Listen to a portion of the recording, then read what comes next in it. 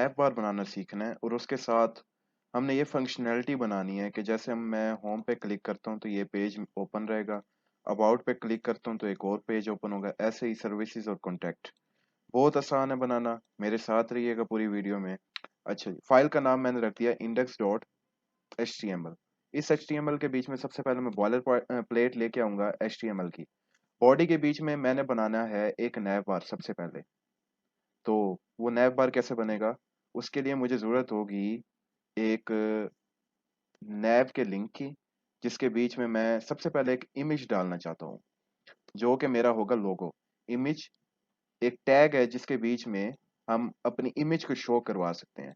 SRC के बीच में उस इमेज का लिंक आएगा। अब चूंकि इस फोल्डर में मेरे पास इमेज नहीं है तो मैं इस फोल्डर में एक इमेज ले आऊंगा।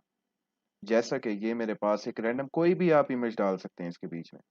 ये मैंने की, ये मैंने कॉपी की। उसके बाद ये मैंने HTML नैब के बीच में जाके पेस्ट कर दी। जब इसी फोल्डर में मेरे पास इमेज आ जाएगी तो मुझे यहाँ पे शो होने लगेगी। तो SRC के बीच में जैसे ही मैं लिखूंगा ORI, क्योंकि उसका नाम ओरिजिन से स्टार्ट हो रहा है, तो सिंपली मेरे पास एक इमेज आ जाएगी। तो ये ऐसी दिख रही है यहाँ पे। इसके बाद मुझे क्या चाहिए?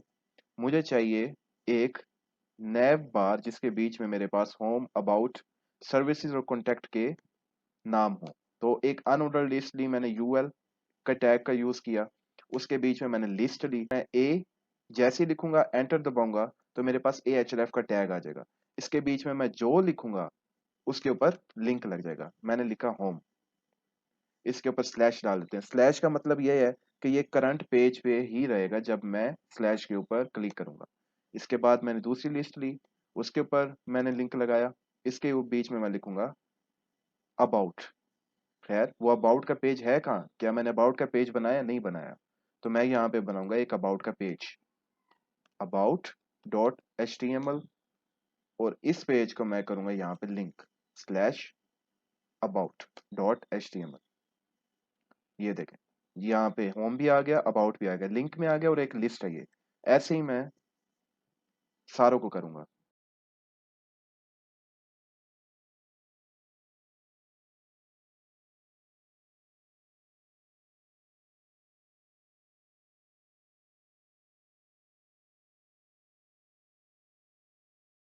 क्योंकि मैंने बनाना है ऐसा, तो मुझे क्या क्या काम करना पड़ेगा? मुझे एक तो इसकी विड्थ कम करनी पड़ेगी, हाइट कम करनी पड़ेगी, इन्हें ऊपर लेके आने पड़ेगा एक लाइन में हॉरिजेंटली, और इनकी मुझे स्टाइलिंग को चेंज करना पड़ेगा। इसके लिए एक टैग इस्तेमाल होता है HTML के बीच में, स्टाइल का। वो आप इसी पेज के बीच में भी लगा सकते हैं, अलहदा से एक फाइल बना के उसमें भी लगा सकते हैं। क्योंकि एक छोटा सा प्रोजेक्ट है तो मैं इसी के बीच में ही लगाऊंगा, हेड के बीच में। स्टाइलिंग का टैग हमेशा हेड के बीच में होता है। तो यहाँ पे मैंने लिखा स्टाइल। मैंने काम किसके बीच में किया? नैव के बीच में। सबसे पहले मैं नैव ले लेता हूँ। इसका मैं डिस्प्ले करूंगा फ्लेक्स। इससे क्या होगा, मैं जिस पोजीशन में चाहूँ अपने कंटेंट को रख सकता हूँ। उसके बाद मैं करूंगा अलाइन आइटम्स। अलाइन आइटम्स को जब मैं सेंटर करूंगा तो वो सारे के सारे सेंटर में आ जाएंगे। इसके बाद जस्टिफाई कंटेंट स्पेस बिटवीन। इससे क्या होगा कि वो स्पेस अपार्ट हो जाएंगे, ये दोनों आपस में, इनके बीच में गैप आ गया।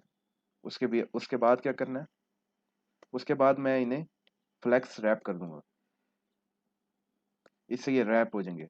और इनका मैंने बैकग्राउंड कलर कुछ भी आप दे दें अपनी मर्जी का। मैं यहाँ पे ब्राउन दे दूंगा क्योंकि मैंने आपको पहले ब्राउन दिखाया, तो मैं ब्राउन कर लेता हूँ। ठीक हो गया। इसके बाद ये काम हो गया। अब मैंने लिंक्स के ऊपर काम करना है कि मेरे लिंक्स जो हैं वो, उनकी स्टाइलिंग करनी है। अब मेरे पास एक नैव है, नैव के बीच में अनऑर्डर लिस्ट है, उसके बीच में LI है, और ए, ये ए टैग है। ए के ऊपर काम करना है कि इसकी स्टाइलिंग में चेंज करूं। तो इसका मैं कलर वाइट करता हूँ। ठीक है। Text decoration none. उसके बाद फॉन्ट साइज कुछ भी दे दें आप, 12 पिक्सल मैं देता हूँ। ये देख, ये इतना हमारा काम हो गया। उसके बाद नैव अनऑर्डर लिस्ट और लिस्ट, ये नैव, इसके बीच में अनऑर्डर लिस्ट, उसके बीच में लिस्ट। पहले ए की स्टाइलिंग चेंज की है, ए के मदद से कि हमारे पास जो जो डिफॉल्ट में ब्लू कलर आ रहा था वो वाइट हो गया है। इसकी डेकोरेशन हमने नन कर दी है।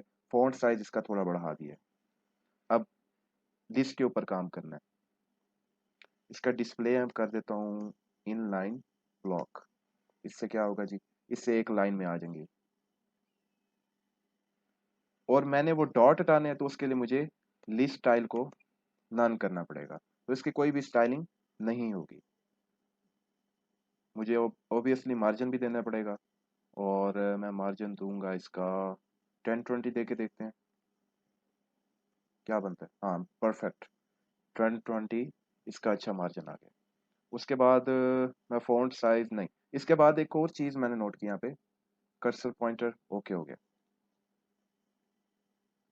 उसके बाद मैं लोगो का दूंगा, क्योंकि लोगो हमारी पिक्चर की जो साइज है वो काफ़ी बड़ी है। इमेज SRC, इसे मैं एक दे दूंगा class, dot class is equal to logo. तो यहाँ पे डॉट लोगो लिखकर इसकी मैं विड्थ को कर देता हूँ कम। विड्थ में इसकी कर देता हूँ तकरीबन 140 पिक्सल करके देखते हैं। ठीक है, नहीं थोड़ा सा कम, 135। अब परफेक्ट है। अच्छा, मैंने डिफरेंट पेजेस के बीच में मूव करना है, तो सिंपली उसके लिए मैंने ए एच रेफ का इस्तेमाल किया है, और उसके बीच में लिंक दे दिया मैंने इन पेजेस का। जैसे अबाउट मैंने बनाया slash about dot H T M L, slash से क्या होगा, वो उस फाइल को हिट करेगा जो मैंने बनाई हुई है यहाँ पे। ऐसी स्लैश सर्विसेज और ऐसे ही स्लैश कॉन्टैक्ट, इसने हिट किया और ये राउटिंग करेगा। ये देखें, ये अबाउट में चला गया।